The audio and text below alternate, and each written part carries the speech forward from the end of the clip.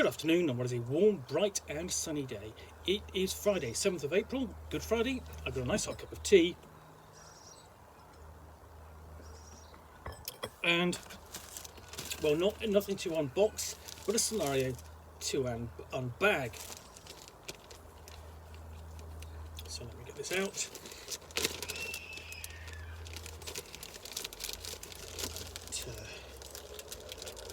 Okay. This is OS1, Luke Gygax's world of Okkorim, the Eye of Chentoufi, an adventure for 6th to 8th levels by Luke Gygax and Matt Everheart. Now, of course, Luke Gygax is the younger son of Gygax, and it's interesting to see him actually writing content in his own right. Which is what attracted me to picking these up to see what they were like. So Luke Gygax's world of Okkorim. The Oculus of Snerabai is one of the ancient and powerful relics used centuries ago by the Idrisid Empire to grant them masteries over the elements in a fashion not dissimilar to the Xenox of today. Also, it is said, as the Empire of Idrisid crumbled, the artifacts were eventually lost and spread to the wilds across Okkorim.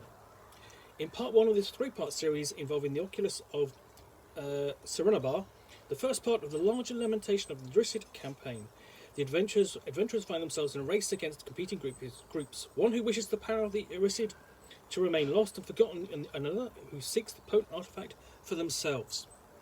So this is published by a Gaxx Worx scenario through Trick or Treat Studios.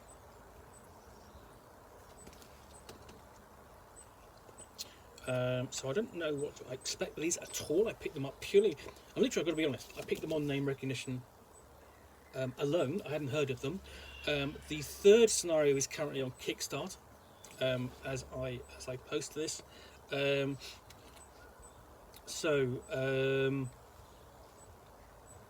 up, and so not knowing what to expect. It's full colour. That looks quite nice.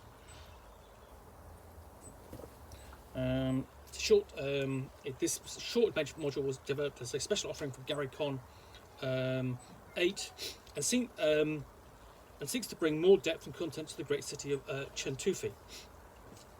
It's set in the fantastic world of Okkorim, a harsh land where only the cunning and powerful prosper, but must return. The scenario unfolds with the adventurers completing the last adventure in a great cinematic fashion, but must return to Chentoufi in order to rest and recuperate.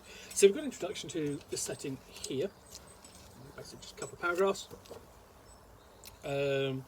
And some tournaments, because it can be played as a single session tournament scenario. So notes on how to do that. Then we've got a map of the city of Chentoufi. Let's see, let's turn that up that way. And that is quite vibrant, nice. It's just nice and eye-catching, I think. And then we've got advice on non-tournament play style, acts and events, and a map of the wider area. So some background and history of the Eye.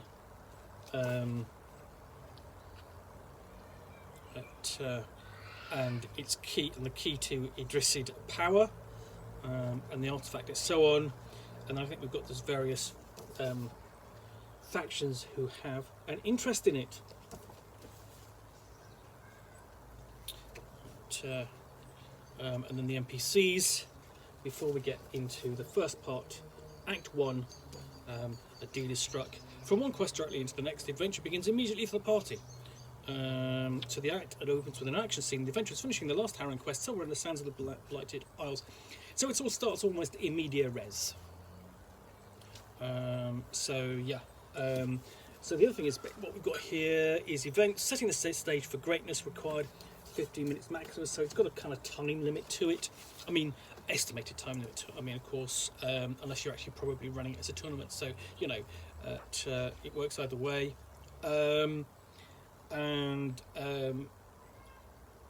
Halfway through, what I like is, it even just set the mood and gives it, you know, it's got the YouTube logo.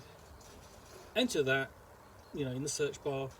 Bing, you've got music for your campaign.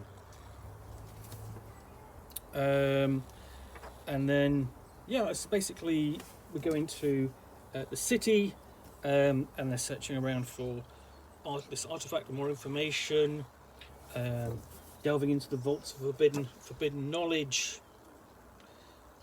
And then we're into Act 3. Act 1 ends with them being ambushed, and then presumably what they found has been stolen, and then they're on the path. In Act 2, they're on the trail of those who ambushed them on the trail of the Eye. So more background, more adventure carrying on. I mean, the layout is nice and clean. You've got the on the grey background. You've got these boxes of white text, which are easy to spot, and they stand out, and they're easy to read. And then you've got like a mini dungeon.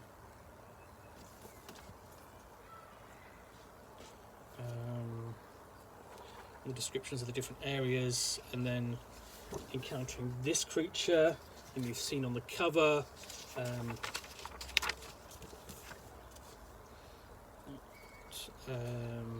Which is a great water djinn.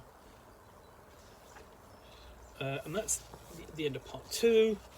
And we have unique, and then we've got a list of all the unique magic items. Suits of armour, a horn, a trident, and then the various creatures and NPCs. So it's only a 2-act adventure, which is obviously you can play this in a single session or a couple of sessions if you know. If you've a bunch of typical player characters, you know, mucking around, going shopping, that sort of thing. So you've got a list of all the creatures and their stats.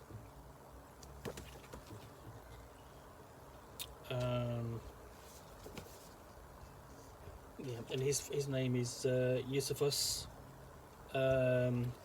So his artwork gets reused 3 times. I think it's, you know, likely it's the sort of thing where you kind of go, we've got this great artwork. How many times can we use this? You know, and being inventive about it. You're not using it in whole, but they are using sort of excerpts and so on. So you've got the bad guys, and then 4 stats, and then you've got an area map, and again a really nice piece of cartography there. You get a feel for the land, you know, and it's easy to describe from the page. But, so that looks all quite nice actually. I'm quite impressed by that. This then, just so let's see what it's written for. It's conversant with Dungeons and Dragons 5th edition, so that's fine, you know. But I mean, the thing is with this sort of thing is 5th edition is always conversant with other earlier editions of Dungeons and Dragons. If you're prepared to make put the effort in to make the adaptation work. Some systems it's harder than others, but a lot of the language, if not necessarily the monsters, are easily transposable across from one system to another. So that's not too difficult. Anyway, so this is the Eye of Chentoufi from Luke Gygax's World of Okkorim, OS1, part of a trilogy, which really won't get completed until later in 2023. I would have thought at the earliest. It's going to be interesting to see what issue 2, so volume 2 is like. So I've actually got OS2, and I'll be doing an unboxing of that very soon. But I'll have by the time you read this, I'll have done a review of it, because Luke Gygax is actually a guest at UK Games Expo, which is at the end of next month here in the UK. So I will have these. In fact, I hadn't thought about it. Might go and get them signed. Anyway, hope you've enjoyed this unboxing in the Nook. If you have, then please do click on the like button down below. And of course, if you've got any comments or feedback, I do appreciate you taking the time to post those. And lastly, if you want to be alerted to get more unboxings of the Nook, where you will see me out here, well, typically,